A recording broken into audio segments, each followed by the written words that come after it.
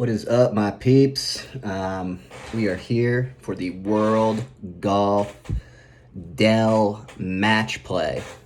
Big week. I love this week. It's so much different from any of the other weeks we see all year in its natural format. You get essentially 60 of the best players in the world, minus the few that have bowed out mostly because of wins, like Burns and Cam Smith have backed out. So it's a week that I'm extremely excited for.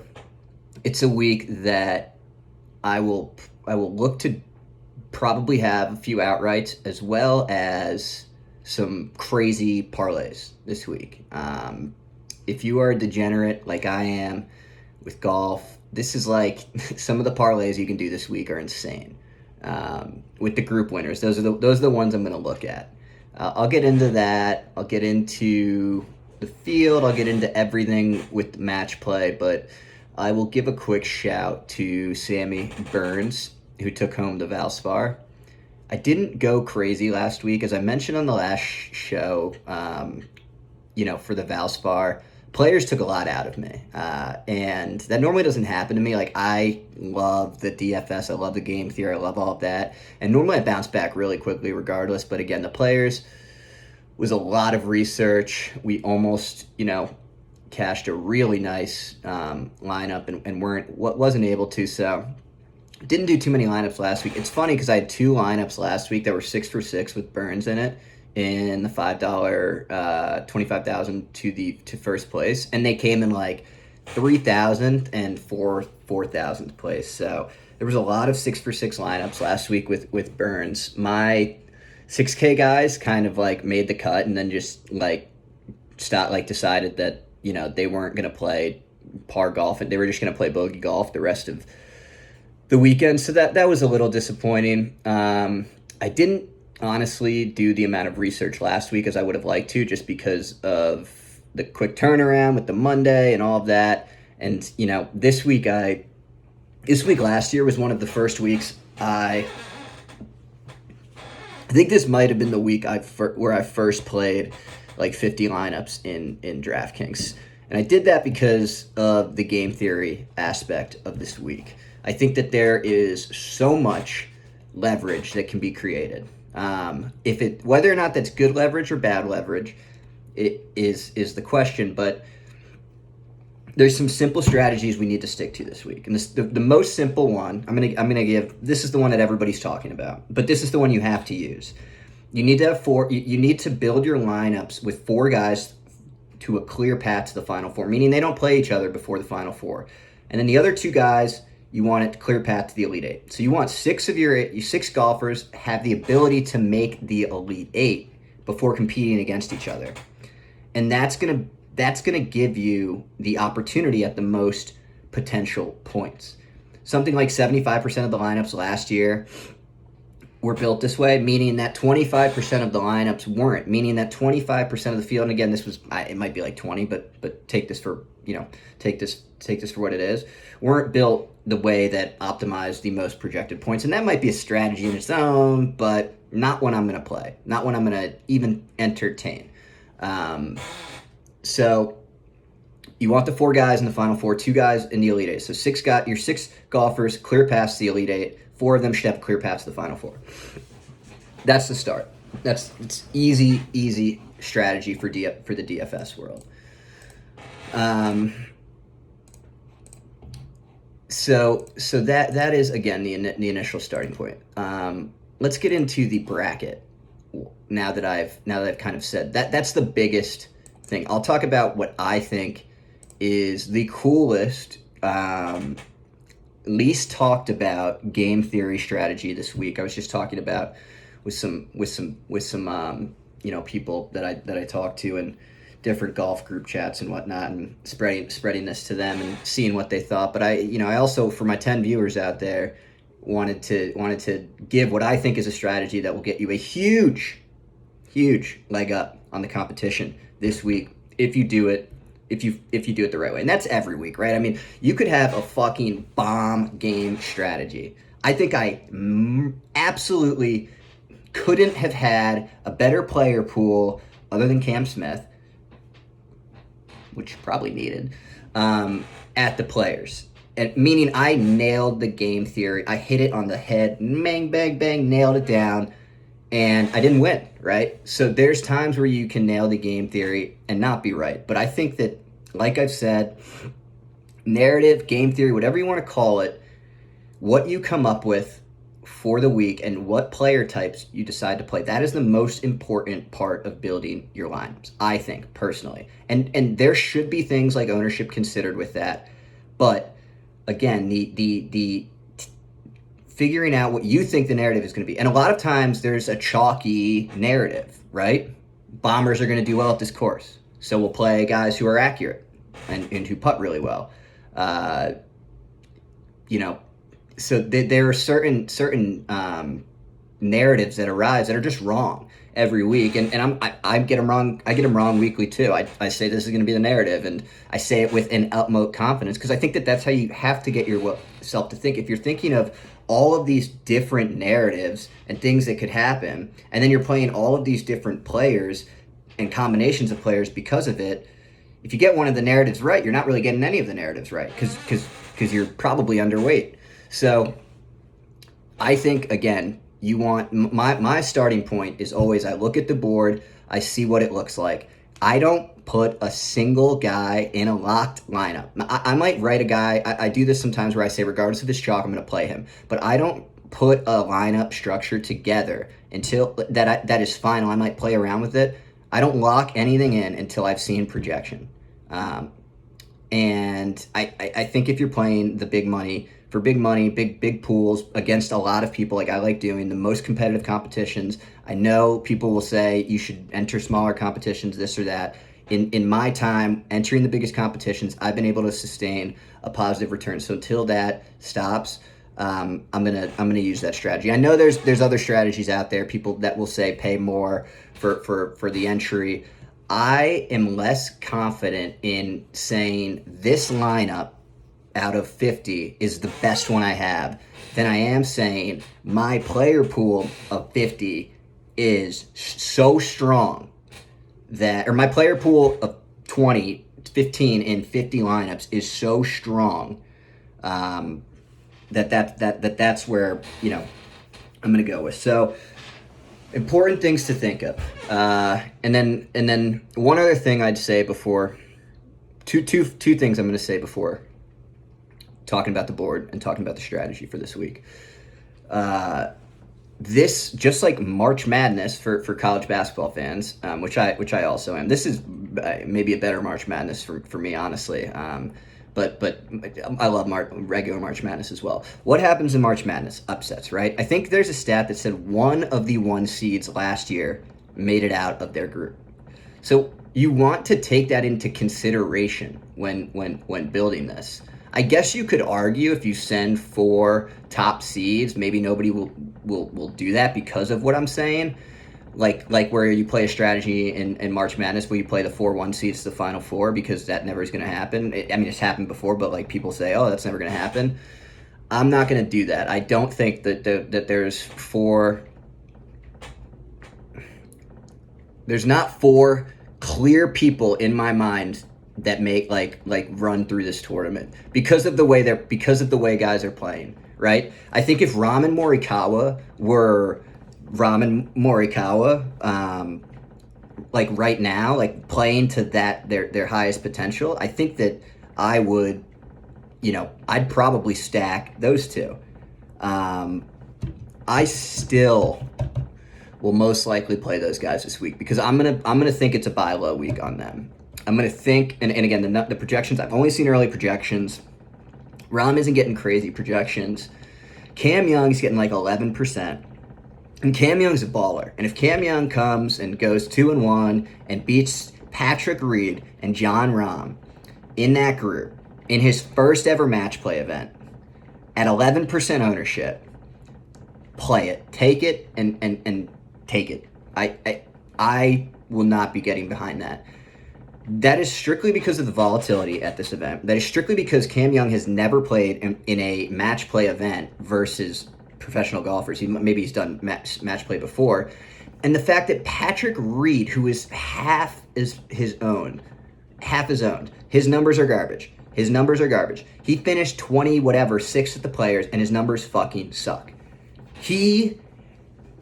Talk about narratives, and this might be the wrong narrative, but if you don't think there's a guy with more incentive to go out and say fuck you to everybody who left him off of a Ryder Cup roster, and to start it by going against Rahm and sticking it to him, and then he would, in theory, become the 1 seed. That's how these things work, to get the easiest path.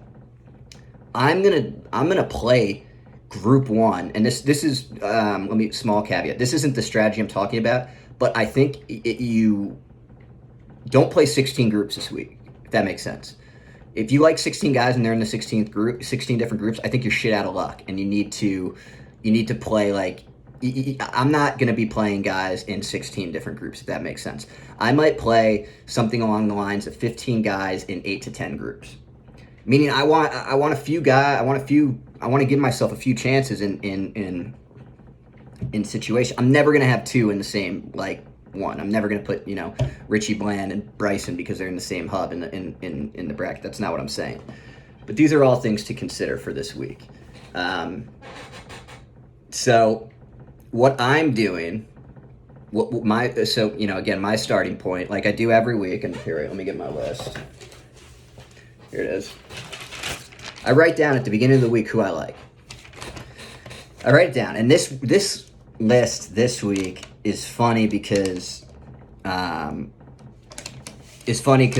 always changes, but this week even more so. Where I want leverage this week.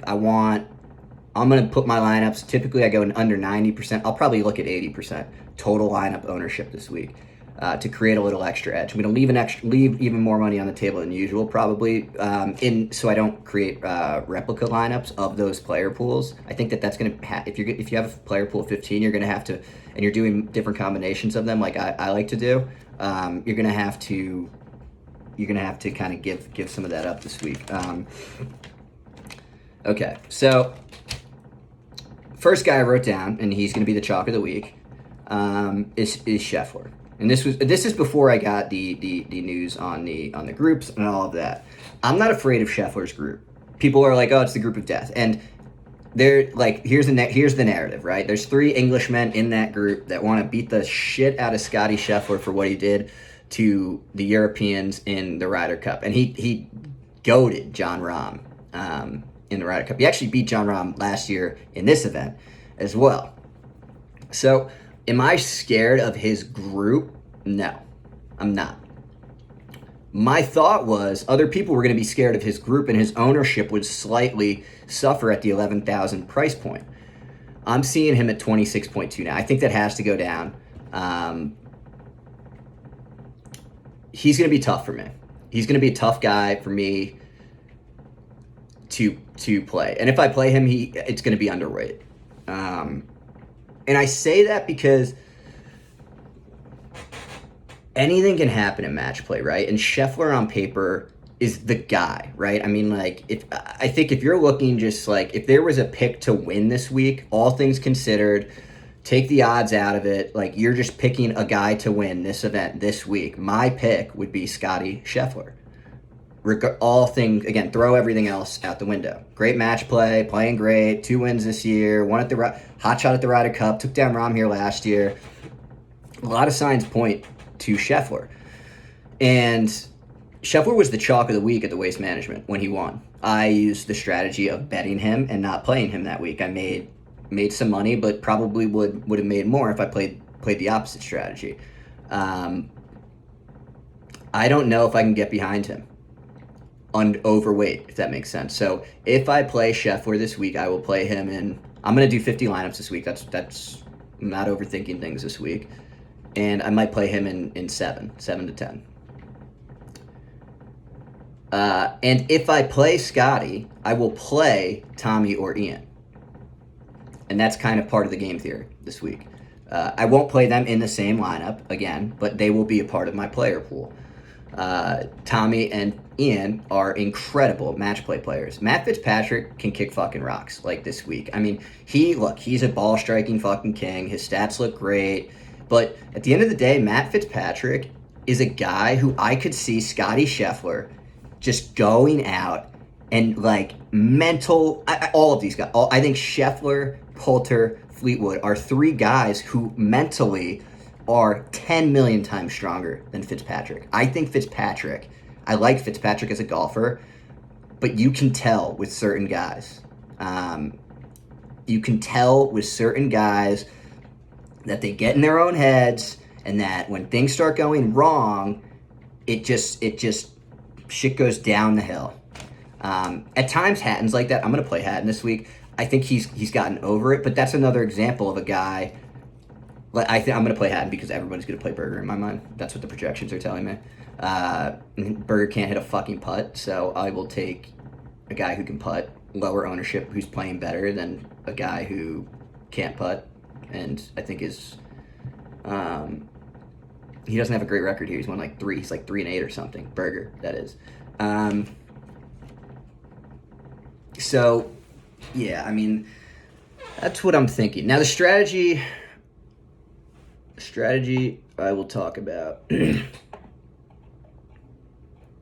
not going to go through every single group. I was just thinking about that. But what I am going to do is I'll tell you, this is like the strategy that I think. I think if you look at things this way this week, you're going to have a lot more success. And people want to say you need to do this, that, or the other thing this week, and you do. You need to do the thing we talked about at first. You need 6 guys in the Elite Eight. Nobody playing each other before the Elite Eight. 4 guys in the Final Four with abilities to get there. That's how you get the most points this week, most potential points this week. What people aren't telling you, and this is what I always try to figure out every week, and I think that this is one of the things I'm best at. Less, even maybe not as much as getting the player pool right, which I do from time to time, and that's awesome. I feel like I have a very good ability to just kind of figure out ways of finding leverage without having to not play the guys you like, if that makes sense. And the way you do that this week, I think, is you total up the group's ownership. And nobody has talked about this on Twitter, anywhere. I listen to every podcast, everything you can possibly talk about. And this is a strategy that nobody has mentioned. Nobody, right? And I think that it's the strategy this week that I am going to be peppering, right? And that is totaling up the group ownership and looking at what groups are the highest owned, what groups are the lowest owned. If you look at what groups are the highest owned and you fade them completely, for example, Group 6 is projecting 52.8% ownership. That's the group with JT, Kisner, Leishman, and Luke List is the highest projected ownership group, which is funny to me because that, and this one is specifically, so JT's 20% ownership, so there's a caveat here.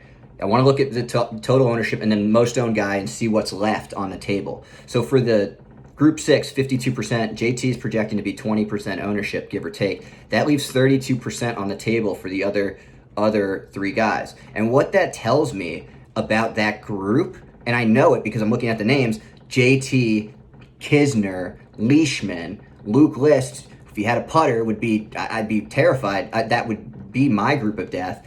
That group is 54%, 52% of the field is playing a guy in that group, right? 20% of it's coming from JT. So the thought being, if you do not play anybody in that group, right, that 52%, so 52% is right here, and you detach, nothing, 0, right? And here's the 52% of the people that play that group, right? Let's say, I don't know, let's say JT goes through and that's 20%, but then JT loses in the second round. 50% of the field has lost a guy of theirs by the second round. And you've created leverage against 50% of the field by just not even playing that player group. that's the strategy this week, right? And here's some good examples of that. This is what I think is the best example of it, and maybe it doesn't come to light, maybe it doesn't work out, but like I'm mind blown by this actually right now. I think that this has to change, and I hope that from what I've been saying to people, it doesn't change too much, because Group 14 is projecting 34.55% ownership, okay? 28% of that ownership, that 34.55, is coming from Kevin Na, Russell Henley, and Maverick McNeely. Nothing against those guys, but there's a name in that group that is better than all three of those guys combined in my mind, and will be, and that's Joaquin Niemann. And you're getting Joaquin Niemann low owned in a group nobody's playing, and that to me creates incredible leverage. And this is what I think people are worried about as well. This is why I think people aren't playing Niemann. They're looking ahead, right? They're looking ahead and they're saying, oh, well, he'll have to play Victor or Zalatoris. Victor or Zalatoris versus Niemann is such a good matchup. It's almost a coin flip in my mind. And the fact that people are hammering Vic through, hammering Zalatoris through, like I'm gonna hammer the Niemann like narrative. There's nobody playing him, and it's not a situation like the Finau situation, which I'll get to, where Finau is playing like dog shit and projecting 3% ownership. 3% ownership in the fifth least play group. In that group, Xander makes up 24% of the 31 ownership. Everybody thinks Xander is going through, which is fine. He has the easiest path. But if you are somebody who is playing Xander this week, if he wins and takes all my money, or is in the optimal lineup this week, God, more power to him. I am not going to make my most played guy this week a guy who hasn't won on the PGA Tour in like 2 years, and he won the Olympics. That was a short field, fine. Okay, let's do this out here, right? People who want to say Xander has the easiest path. I agree that he has the easiest group. But the Group 10, people aren't, I don't think people are like thinking how solid of a group that is.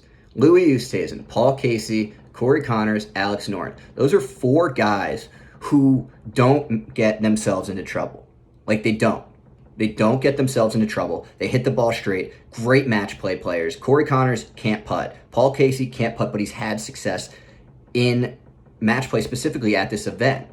His approach numbers are crazy. But point being, so Xander, okay, let's put him through. Well, then he might have to play Louis, Noren, or Paul Casey, which collectively out of like the four guys of who he could play next is not at all one of the easiest or close to easiest groups, in my opinion. Those guys are killer match play guys.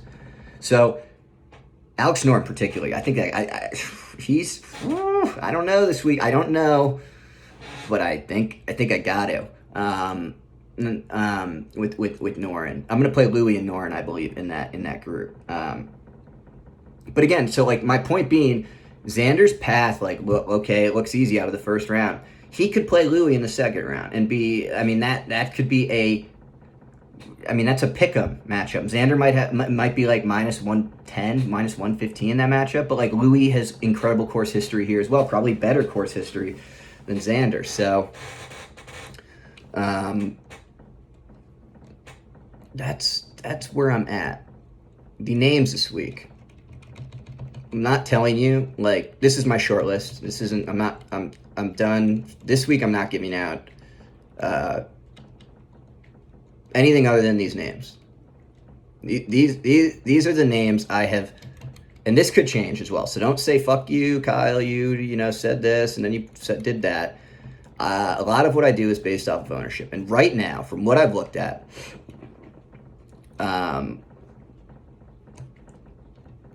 the names I've highlighted, and again, this could change. Probably not playing 25 guys, but that's what my list is right now. I got Rahm and Patty Reed. I got Brooks and Lowry. Bryson and Bland. I don't want to play Bryson. It's a game theory play. It's a game theory play. His group isn't that good in my mind, and he could be hurt, whatever. He's 9,300, cheap for Bryson. He's low owned. I mean, nobody knows what he's going to do this week. Nobody. I don't know what he's going to do this week. I don't think he knows what he's going to do this week. But it's a thing about there's certain principles I have, and if he's low owned enough, which I think he's going to be 8, if he's under 8%, which I think he might be this week, I think I have to play him. Richard Bland. That group, I think Group 9, nobody wants to play, which I love. That's what I'm talking about. Group 9, the least amount of people playing this week. 27.5%, 6% ownership. So you have one group that 50% of the field is playing, half the field, and then you have another group that's half of that ownership. And Gooch is 12.3% of that 27.56. Group 9, exploitable. And that's why I'm going with Bryson and Richard Bland. I'm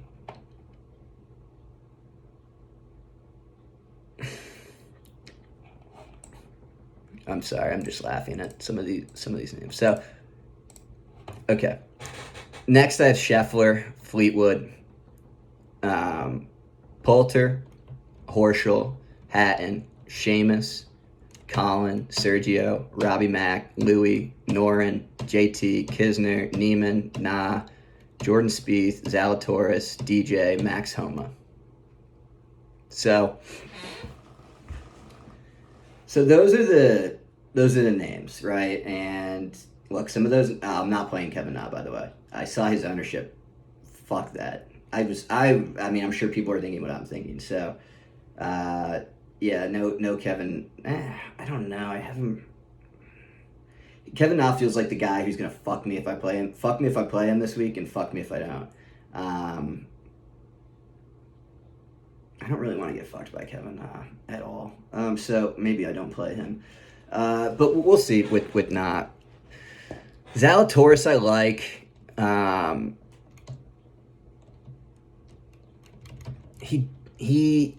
I just want to be careful with what his chalk gets to. I could see him being very chalky. And then, okay, so the dark horses, Neiman was one. So I'll do my normal shit. So the guy I'm going to play regardless of ownership this week, I'll change it up this week. Although I'm going to play the guy I say every week, and I'll talk about him for a second as well, just because he's my fucking boy. I will play this week, regardless of ownership, I'm going to play Will Zalatoris. And I think he seems like a gamer. It's in Texas. He's cheaper. Him and Hovland, very similar skill sets. And the putter is going to be both of those guys' problems. I don't think either of them are any better than the other. The other two names in that, Cameron Tringale, Sepp Straka. Vic and Zalatoris are twice as good as those next two guys. Sepp straight playing great, no disrespect. Cameron Tringale is, very steady, no disrespect. Zalatoris and Hovland are generational talents. So I think Zalatoris is probably the best price on the board. Let me double check that. Yeah, Zalatoris. So that's the guy I will play regardless. The leverage play of the week. It's funny that it's shaping up this way. Let me double check here.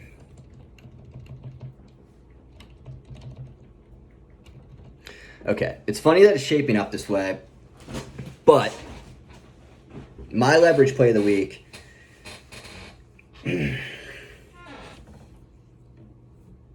it's going to be Neiman, because I already said him. That was the guy I was meant to save for this. Neiman is the leverage play of the week. Finau could be as well. I think I'm too much of a pussy to play Finau this week. I don't think I'm playing Group 7, to be completely honest. 50%. Wait, what was it? What was it?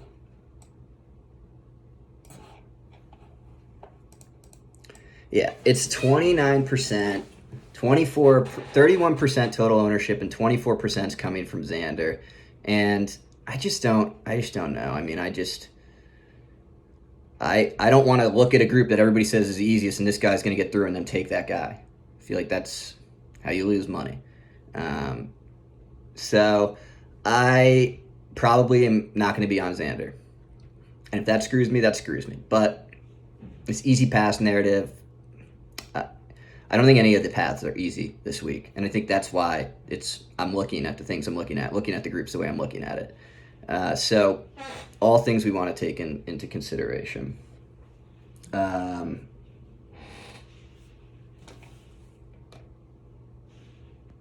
Is that all I have for you guys this week? I mean, it's a shorter field this week. I think I gave my names. Again, I gave that name, that player list. This is, I'm going to build my lineups around the group thing that I told you guys. So, like, I have my player pool, but I have to now, I'm going to take that player pool and mix it based off of the total group ownership projection. So, that is it for this week. It'll be a short week. It'll be, starts Wednesday, so I want you guys to get your information now, and I've seen some ownership projections, so I thought it was worth talking about now. I think just tread very lightly with guys who people are saying this guy's going to get out of this group. I don't think it's a week like that, and I think that it's going to be a week where there's upsets. It's going to be a week where there's guys that you don't see coming in, succeeding, and it's also a week where you should focus on a guy like Kisner or Poulter. And these are just two examples. There's certain guys who are just better match play players than they are real golfers. So you might model something out and be like, oh, like, look at this, let's see here. What's an example? Oh, yeah, this is actually a pretty good example. Like Poulter, Matt Fitzpatrick is such a better golfer than Ian Poulter. Probably is. If Ian Poulter played Matt Fitzpatrick in match play, I'd bet on Ian Poulter. So things to consider, things to look at. Look at guys who have played here well. Look at guys who've had success in match play. Look for lower owned guys, or look for ways to create leverage without having to pivot off of the people you like. There's always going to be ways to think outside of the box, to think, okay, I want to play the chalkiest guy here. How do I get the rest from here? So look, if you're going to do that route, that's fine. I think that is all, though, and hopefully you guys got some. I think this week, that the game theory I just deployed, that, look, I haven't heard anybody else talking about it. I really haven't, and I think it's an incredible way of looking at things. And I think just by mapping it the way I've mapped it, I feel like I'm looking at the board a million times clearer now, because I know where everybody's thinking they're going to play, where everybody thinks they're going to get their leverage from groups. And I think that having that understanding this week is very important, and you'll create your leverage by bouncing off of that. Chalk dirty to me. Chalk it up this week. Fade the chalk this week, excuse me. That's all we got this week. Let's win some money. Come on now.